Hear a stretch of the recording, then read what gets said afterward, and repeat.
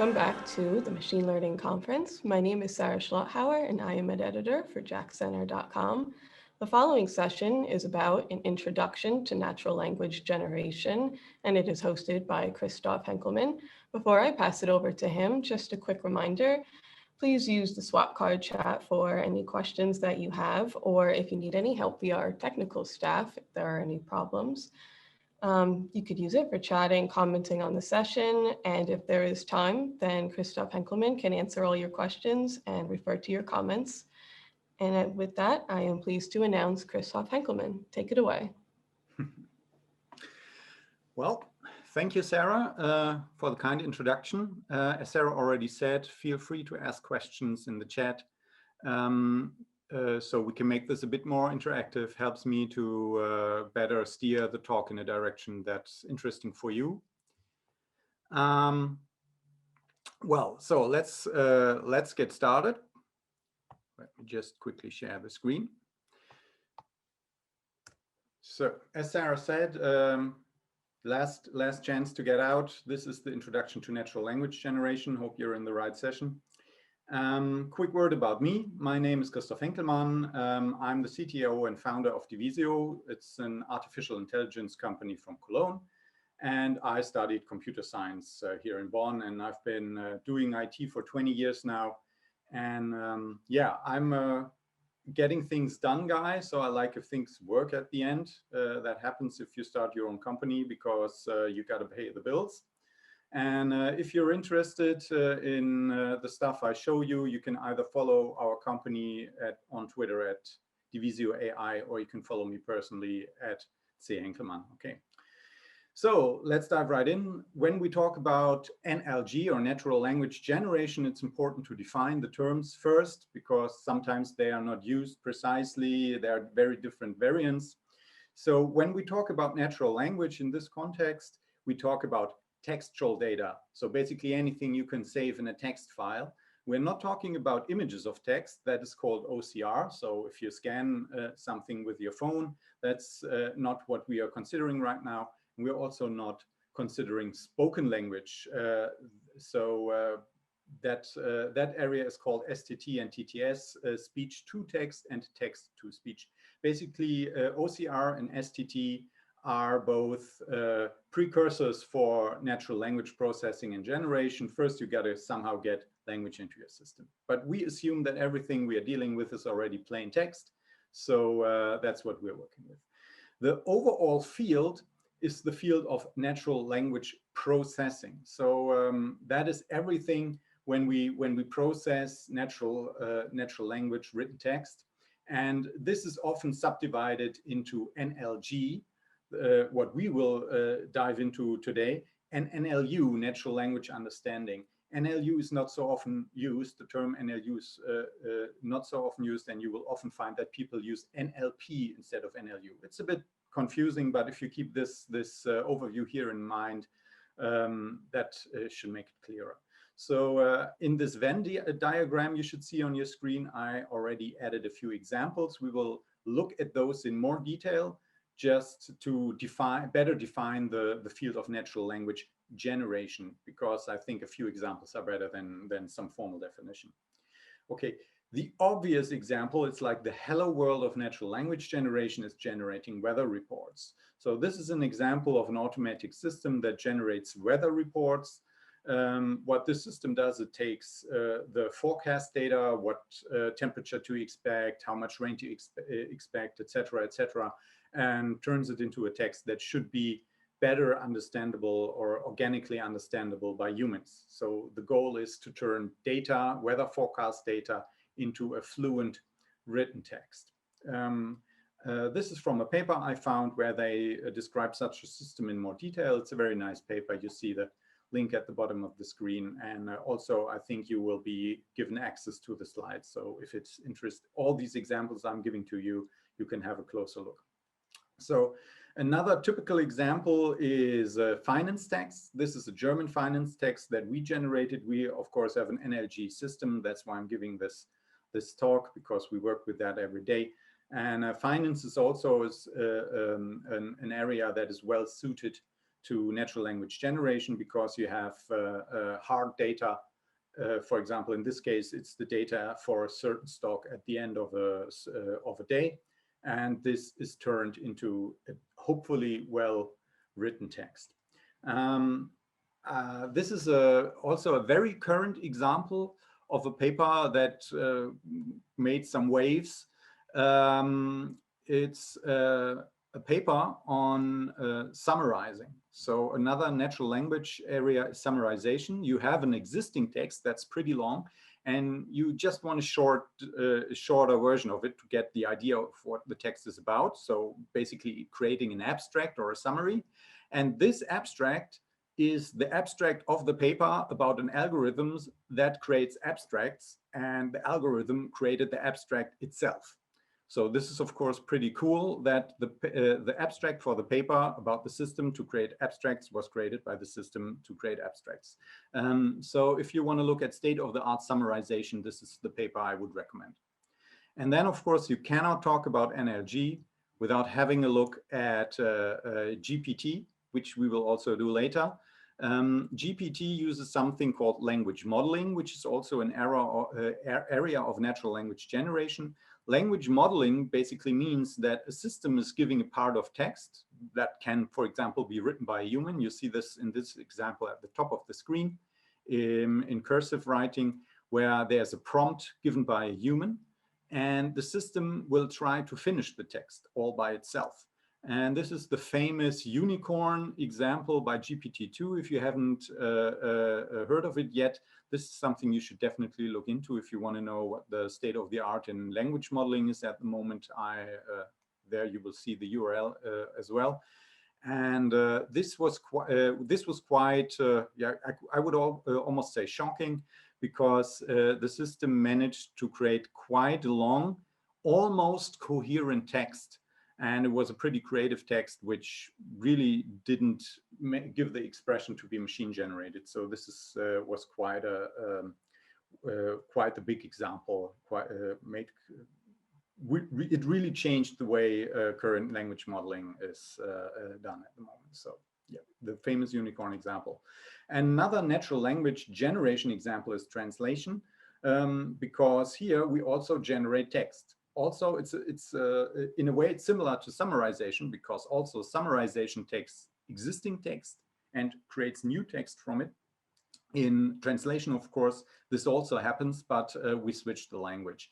Often translation is also seen as part of natural language understanding, because in order to translate the text, you first have to understand the source text. Same goes for summarization. So it's not always the case that some area or some application is only natural language generation. Many interesting cases reside both in natural language understanding and natural language generation.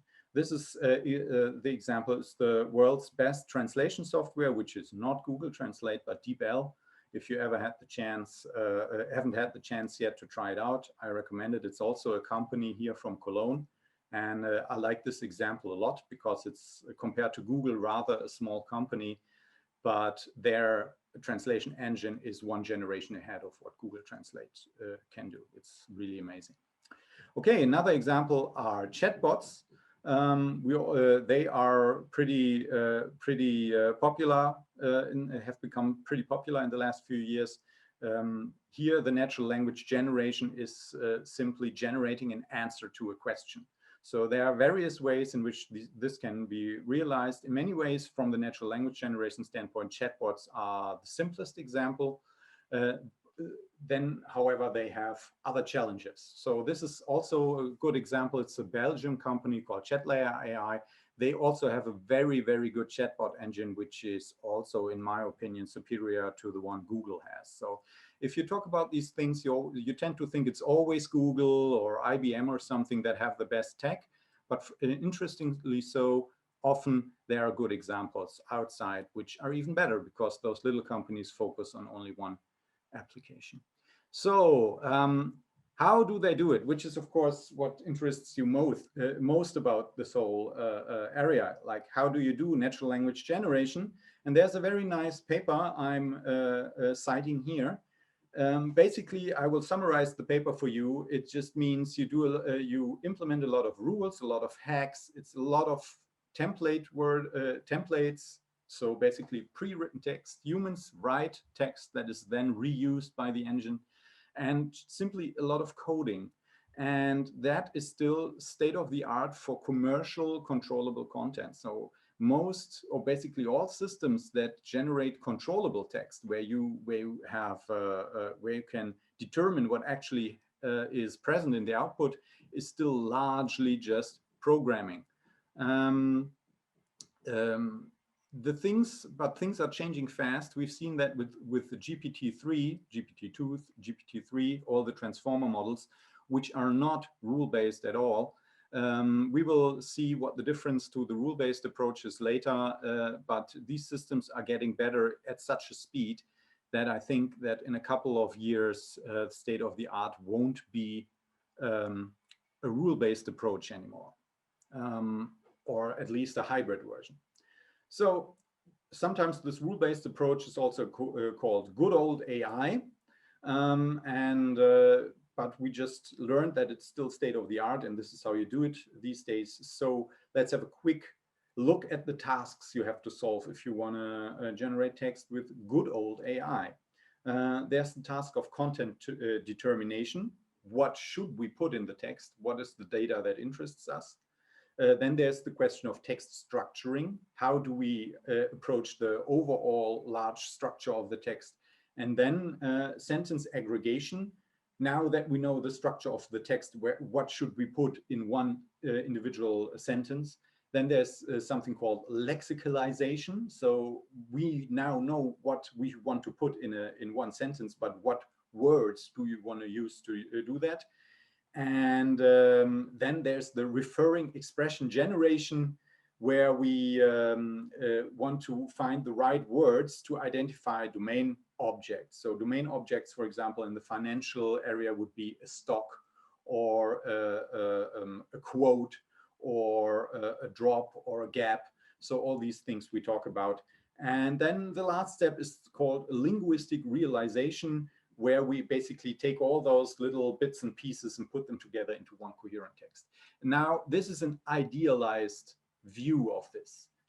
You will hardly find any engine that actually clearly implements each of these steps. It's just a course guideline. So this is not, you have to do it exactly this way. This is just more an inspiration, what tasks you have to solve. For example, sometimes content determination is not necessary, because you basically want to put all the content you have in there. So in a weather report, you always want to include all information you have. So there's not much to do about content determination. Mostly, as I said, this is an idealized view. It's a bit too complicated. Certain systems need to put more emphasis on some of these points. So if you want some detailed example where they really follow through these steps, there's another paper I found where they try to apply that to cardiology data. And you see from these fancy diagrams that is a very, very elaborate approach. I don't think it's realistic for production systems, because the reality is just much more messy than what you can do with these nice trees and structures, but it's a good example of an idealized case. Another way to look at those NLG systems is this pipeline. Also, this is just one way to do things, but it's often cited and a good inspiration when you want to start. You start with a text planner.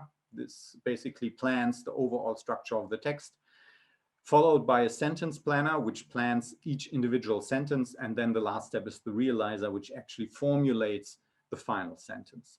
Again, from this survey paper on natural language generation. So this doesn't sound fancy at all, right? It's 2020, we do deep learning. This is very, very 80s, maybe even 70s technology. So why should we do that? There's a number of advantages when you use good old AI. You have a precise control over the content. Because you have rules and they are followed to the letter, you can say exactly what you want in your text. You have precise control over the style. If you work a lot with templates and you choose the words that are available to the engine, you have a very precise control If you want a more formal style, if you want a more relaxed style, if you want more of a scientific style for the output text you generate. And if something goes wrong, or hopefully most of the time it goes right, you know why it went wrong and you know why it went right. Because these systems are not black boxes. We know exactly how they work, and this is how, why we can debug them, because and this is why we can actually improve them in very precise ways. I can tell you from personal experience, this is what you want, because customers like this whole fanciness about modern and AI, etc. But when you create one specific text and there's one word they don't like, they say, well, please make sure this word isn't used. And you can say, well, it's a deep learning system. I don't even know why it chose that word, and I don't even know where that word is stored. They just say, well, program something like, if the word is this and that, use the other word. And this is exactly how rule-based engines work. So while they are harder, they are very hard to program and to control and to get good. They are very good at fulfilling customer wishes. So, of course, there are disadvantages. If there were only advantages, we would just stop here and say, this is how you build an NLG system. The disadvantages are that the texts generated by these systems tend to be very repetitive, very uncreative. They have an extremely narrow focus on one subject. If you want to talk about a new subject, you have to do a lot of work again. You often get clumsy formulations because this last step, the text realization, is really hard to do rule-based, and it's a lot of manual work. Basically, you still need writers, but the writers don't write your texts. The writers write the text your engine uses to create new texts. So it's not all it's not all that nice. So enter NLG, of course. On the left, we have Noam Chomsky, who is like the godfather of well, natural language processing and of linguistics. And this is he's a proponent. He comes from the classical approach. There's this quote. I don't know if it's word by word what he said, but this summarizes his position. No, you cannot understand the meaning of a text without explicitly evaluating its linguistic constituents and defining grammar rules. This is what a rule-based engine would do. And then on the right, we have BERT, who just says, ha, GPOs go brr. So this is how the new approach is. We don't care about rules. We don't care about the problem details. We just throw a lot of hardware and data at it. So let's see how we can use that approach for natural language generation. If you want to talk about that, first, what you need to do is you need to think about how you even express words as tensors. Because deep learning, as most of you probably have heard, and maybe in the course of this conference, maybe before, deep learning systems just understand tensors. Tensors is just a fancy word for arrays with floats. Sometimes they're integers, sometimes it's something else, but most of the time it's a float. And sometimes we have a column, sometimes we have a square or a rectangle, and sometimes we have cubes, sometimes we have 4 or 5 dimensions, but at the end of the day, we just throw numbers at a deep learning system. But text doesn't consist of numbers. So how do we even express text so deep learning can do something with it? For an image, it's obvious, right? Every pixel has a color, and we just use the numeric color value. There you have your tensor. So for the image people, for the image processing people, that's just, they don't even think much about it. It's obvious how they transform the data. But for us, it's more complicated. And the best way you can actually use, there are various approaches. I don't want to go over, and we just focus on the one approach that's currently used, which is also, in my opinion, the best, and what you need to understand all these systems, and that is embeddings. Embedding basically what is like, imagine you have a role-playing game, and you have a character sheet for your character, and you can define certain attributes of your character with numerical values like strength, intelligence. Here I did that for the word cat. You see, a cat is very much alive, so basically we have a lot of attributes for a word, and we just assign a numerical value to that attribute. So let's say we use values between 0 and 10. So a cat is definitely alive, so we give it a 10. It's not that big, so size is a 3. You know, it's a lot bigger than a mouse, even a lot more bigger than a bacterium, but still it's not that large. It's fluffy, it's a bit ferocious, it's definitely an animal, it's not a mineral, etc., etc. So if you now think about a few hundred of these categories, you can you can create very detailed description of words this way. By the way, I will use the word and token interchangeably. In real world systems, often you don't have words, but parts of words, which we call tokens, but same difference for in the context of this explanation. So you can see on the left, I also have a diagram. When we just take two axes like liveliness and size, we can use a lot of different words and actually arrange them geometrically on a plane, and we get meaning. So the thing is, creating those embeddings would be a lot of work. So we have a lot of words, especially in German, that each would need to get their certain descriptions. And you would lead a lot of people working very, very, very long time to actually create those embeddings. So this is not how you do it. We are at deep learning. So what do we want? We want some automatic process. We want processing power. We throw data at it. And there are tricks to learning these embeddings. And when you have a system like GPT or BERT or Word2Vec, they learn these embeddings by themselves. So that's a very curious thing, in my opinion, that this actually works. But this shows you the effectiveness of deep learning. Basically, you define at the beginning of training which words or word parts you want to use. And those embeddings you also define, but you fill them with random numbers. You fill them completely random with noise. And during training, the various attributes will emerge from that noise. We have been talking about concrete attributes here to give you an example, but in a real system, you will not be able to tell which attributes the system actually learned. As I said, it's a black box. We know that it learns certain attributes. Sometimes for very specific examples, we can even tell which ones the system learned.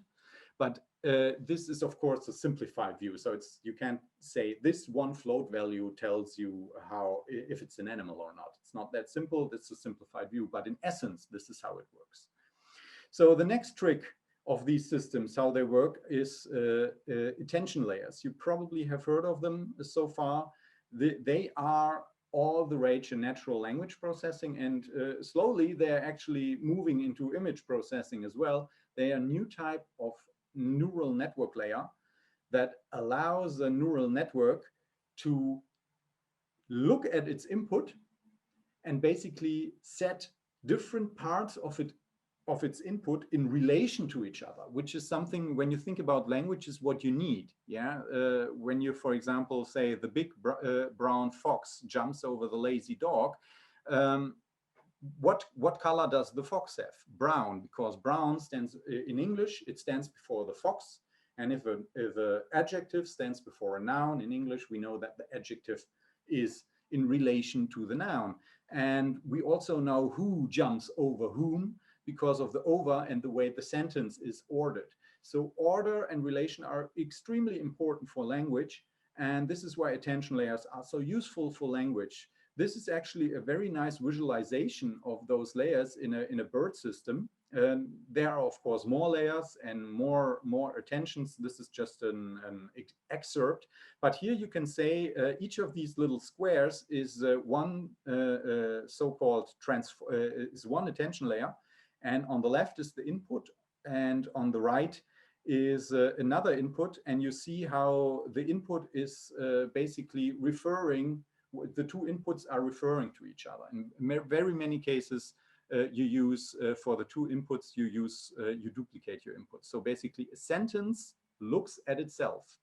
Looks a bit strange, but basically this is what the attention layer does. A sentence, part of a sentence, can pay attention to other parts of the same sentence. And this is what is sketched here in this visualization. So we will quickly, we don't have the time to really dig deep into how these layers work, but I will give you a course overview. The paper on that subject is, of course, Attention is All You Need. This, so if you want to have all the basics, this is the paper you should read.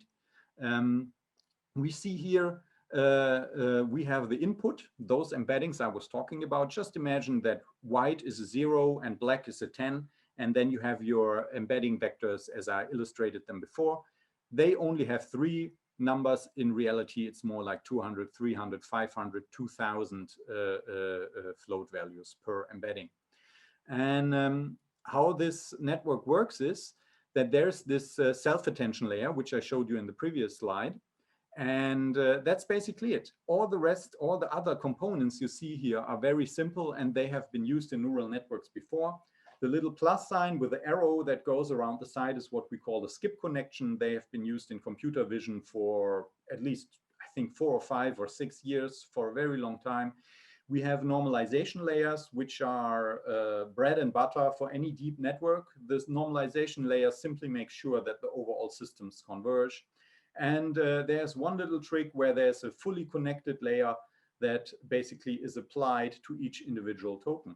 And that's it. The fully connected layer, you'll know from your MNIST Hello World. The normalized layer simply makes sure that the actual values are in a range that makes sure that the overall system converges. And then all you have is the self-attention. And this is what I showed you before. So this is how a transformer block works. We take our input, and you see from these gray colors, I try to indicate what happens actually. We start with more or less, we start with initial embeddings, which are determined by the input tokens. So dog gets one embedding, cat gets another one. And then this system takes these embeddings and goes through layer by layer by layer and slowly changes the embeddings. And the special thing, what can happen now, thanks to self-attention, is that the embeddings can pay attention to each other. So take the word bank, for example. In an old school deep learning natural language processing system, you have one embedding for bank. It can be the thing you sit on, and it can be the thing you rob. And it very much, of course, you more often use the word bench. In German, it's often Bank and Bank. But yeah, it's some words, what they actually mean depends on how they are used in a sentence. And these systems, thanks to attention, can change the embedding of the words while the embedding travels through the system. And that gives you a new embedding that actually captures what the content does. So here's one more example. We have the cat sat on the mat. And the question is, who sits on whom? And we see that the on token here can basically pay attention to sitting. So this system obviously sees that on and sat are somehow related in this sentence. It's another visualization from this visualization tool I showed you. So how do we create text with that? Now we understand how a deep learning system can process text, how it can basically deal with it, how it works, but how can we generate new text? Enter the task of language modeling, because I just told you we have to learn the embeddings, we have to learn the weights, we have to learn our neural network. But what do we learn if we want to generate text? And the simplest approach is called language modeling. And the funny thing is, all of you have already very detailed knowledge about language modeling. It's basically just given some text, predicting what is next. And we already use language modeling almost every day in chat programs, in SMS applications, in WhatsApp, etc. Every smartphone has it. It's basically this application that tries to predict which word you're typing given just a few letters or the previous words. So this is language modeling. And the good thing about language modeling is that we have an infinite amount of data. Not infinite, but a gigantic amount of data, because we can use any text we find. We can use Wikipedia, we can use news sites, we can use all the texts that we find online and generate training data from it. Because if we have a complete text, we just cut off part of it, and then we suddenly we have training data, because now we have an input, which is the remaining part, the beginning, which we didn't cut away, and we have the part we cut away, which is what we want to try to predict. So we have what we need for deep learning, an input and a desired output. Now, to make the system more efficient, GPT does something very, very smart. It predicts every word at once. So this doesn't really seem to make sense, because if we want to predict every word at once, any combination, so let's say you have a sentence like the quick brown fox, yada, yada, yada, you would start with the, And then you want to have as a prediction quick. When you say the quick, you want as a prediction brown. When you have the quick brown, you want as a prediction fox, etc., etc. But how do you let the system predict everything at once? Because you also need to give it every prefix that you want to use as input. So we have to make sure the system doesn't cheat. So the trick is here is a technique called masking attention, a masked attention. So what we can do is we limit the attention mechanism, which we have seen in the previous slides, where every word can pay attention to every other word.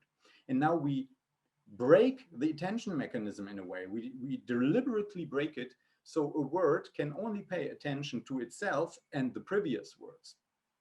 And this is called masked attention. There are ready-made layers for it in various libraries.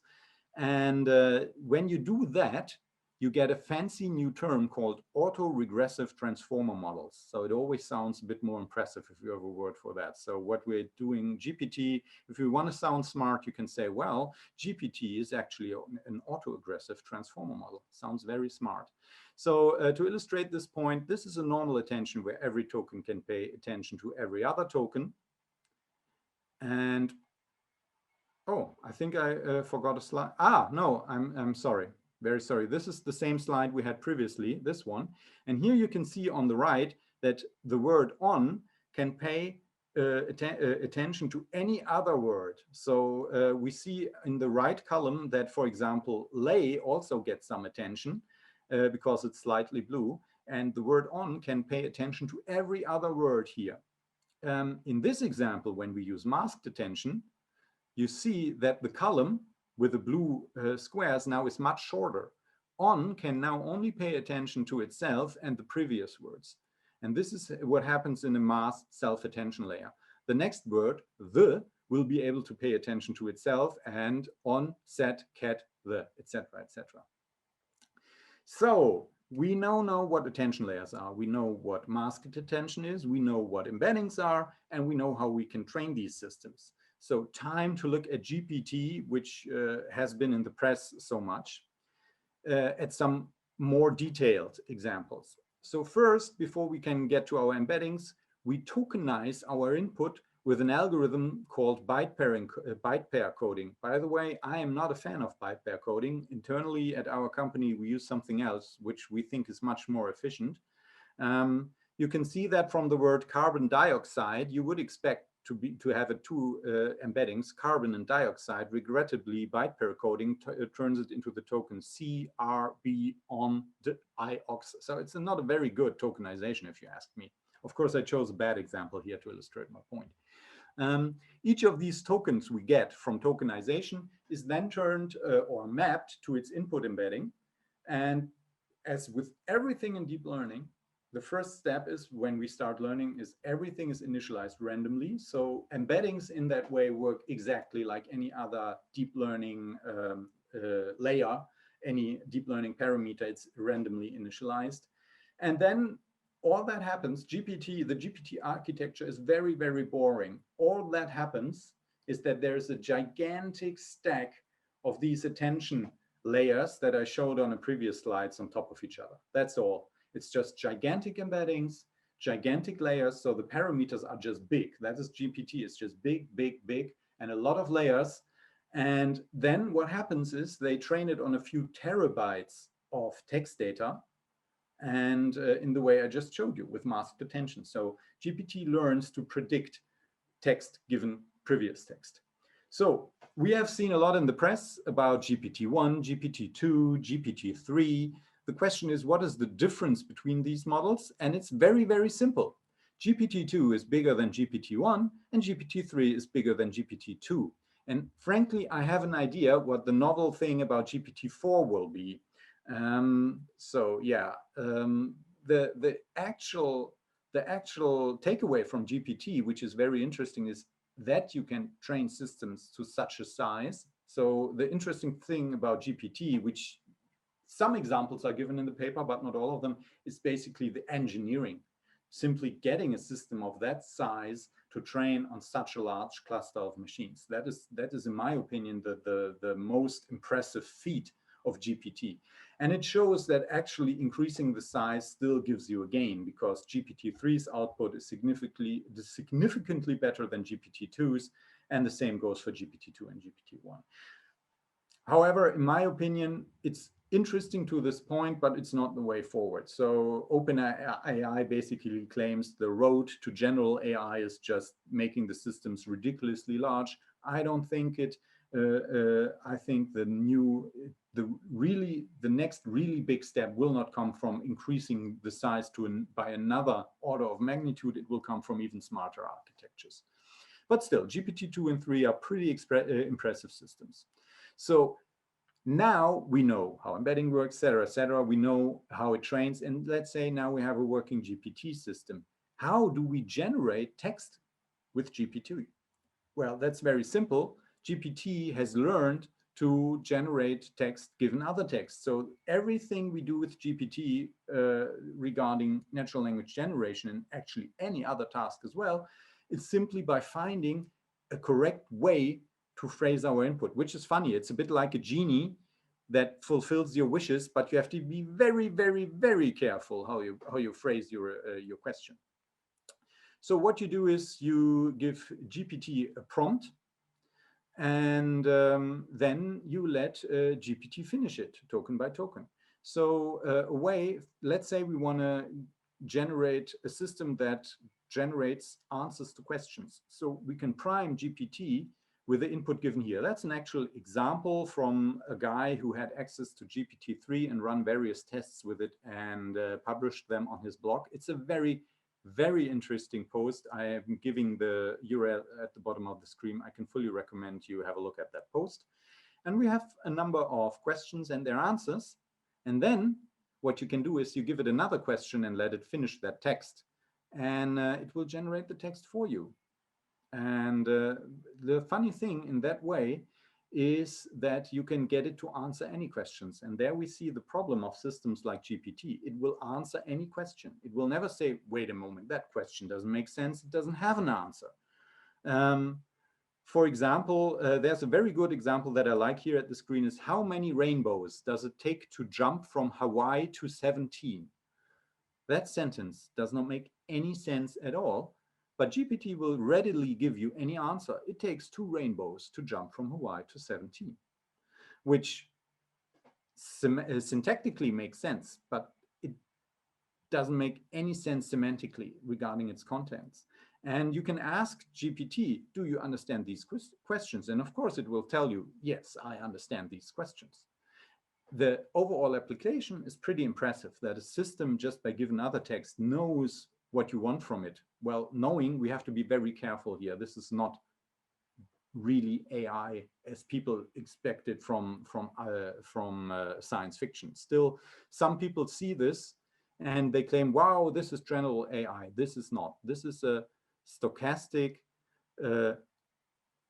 hack, a very, very good one, a very, very great system, but it's still a trick that uses stochastics to mimic a generation of language. It does not work like a human, like we generate text. This is why it has those, but if you just give it a few tests, it looks like it already can solve all your tasks. But if you dig deeper, you get things like these rainbow answers.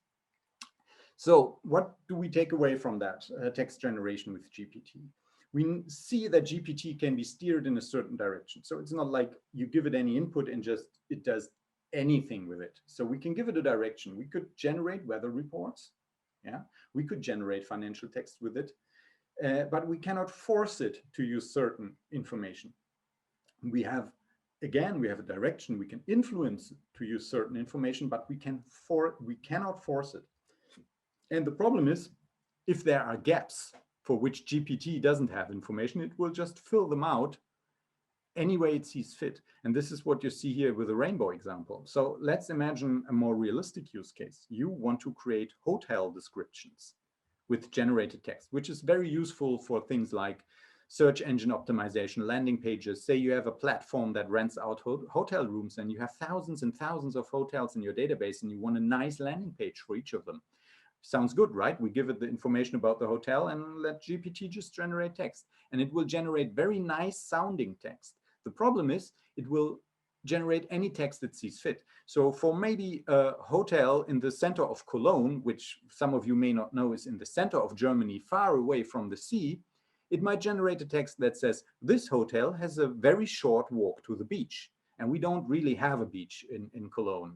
I wouldn't count the beach at the river as a real beach. But GPT will generate these texts.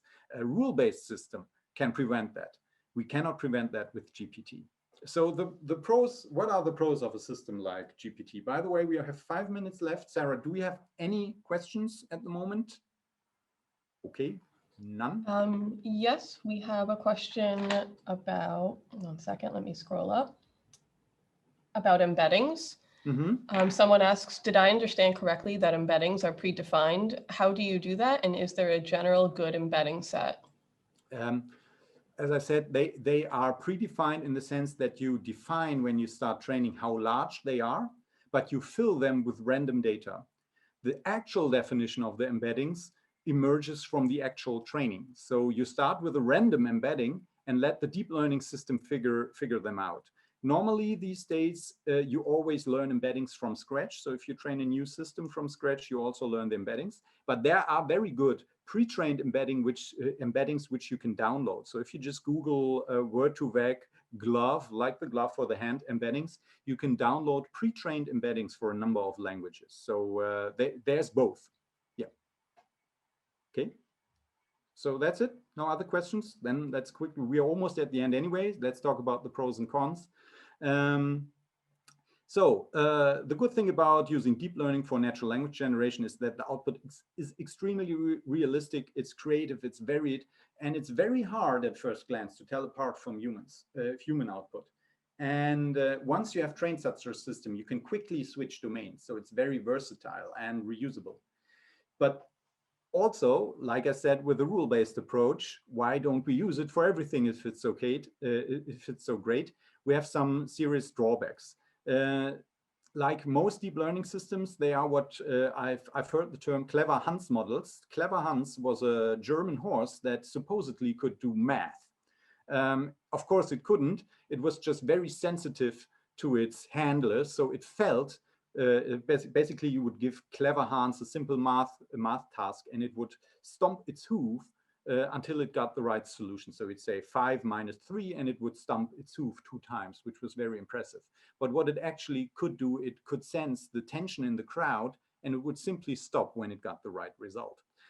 So it doesn't really know what it's doing. And this is what the GPT and the other systems are as well. They are clever Hans models. They don't really know what they're doing.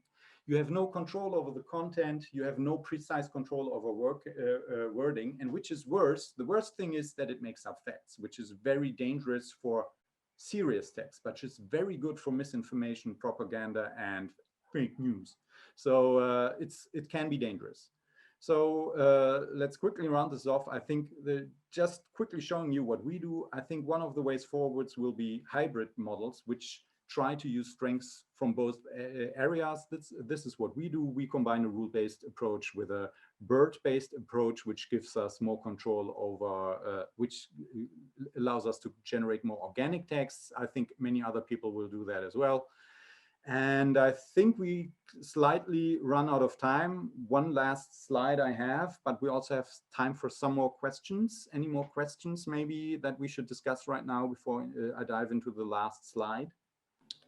Yes, we have another question. Are GPT embeddings also performant for NLU applications?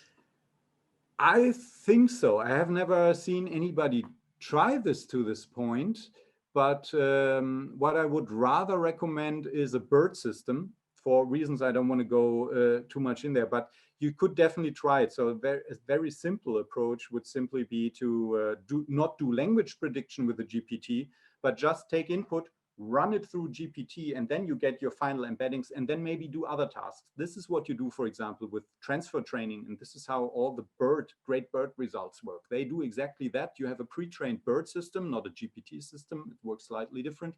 And you use those embeddings generated by BERT to solve other natural language understanding tasks. That is the core of natural language, of transfer training there. Yeah. Okay, and we have another question. You said one approach to test the system is taking a text, deleting the end, and then comparing the generated end to the actual end of the text. How does this comparison work? Word by word via embedding or lexicals? This is a bit simplified. As I said, what you normally do is with these masked attention, you compare everything. But in a simplified way, this is still correct. What you do is you have embeddings, right? So you let the text generate an output. Say, let's take our quick brown fox example. So let's say you have the input the quick and you want to predict brown. What you would do is you look at the output at the third token and you compare it with the actual token, with the actual embedding that would be created. So then you can compare the two and you get a Euclidean distance. What you do is, this is not, sorry, let me go into more detail. This is technically not correct. What you do is, at the end, you get an output. And what you do is you generate another layer. I didn't show that. There's one last layer at the end, which has a normal linear transformation. And from that linear transformation, you get an embedding that is supposed to look like the input embeddings. And then you try to calculate the distance between that embedding and every other embedding. So if the embedding you get, the resulting embedding, can be projected to the original brown embedding, the resulting vector actually should give you a very high correlation. Or even simpler put, you try you write a classifier, and that classifier tries to predict which of your tokens it is. So it works like a normal classification task, and then you get a normal loss like you get for normal classification. So there's a softmax at the end. For each of the tokens, you create a softmax that tries to predict all your input tokens. And from that, you get your loss that you train the system with. Okay. Yeah. Well, that's the last, if there are no more questions, that's the last point I wanted to make. If you look at the tasks I showed you right at the beginning of a rule-based system, you can basically order them on a gradient, how they very much, which of these tasks are more geared towards rule-based and which rule-based system, and which are more better used, solved by a deep learning system. And I think this is a way to go if you don't want to completely replace rule-based systems, but replace parts of them bit by deep learning. This is how I would approach it, starting with linguistic realization, working your way up to content determination. Okay, well, that's it from me. We took slightly longer, but again, thank you for your attention. I hope you liked it. I hope you got an idea how NLG works and how you can use transformers in deep learning. If there are any more questions, maybe we have some time to answer them now. Otherwise, again, thank you for your time. Thank you so much for a great session, and thank you everyone for attending. And have a good rest of the day.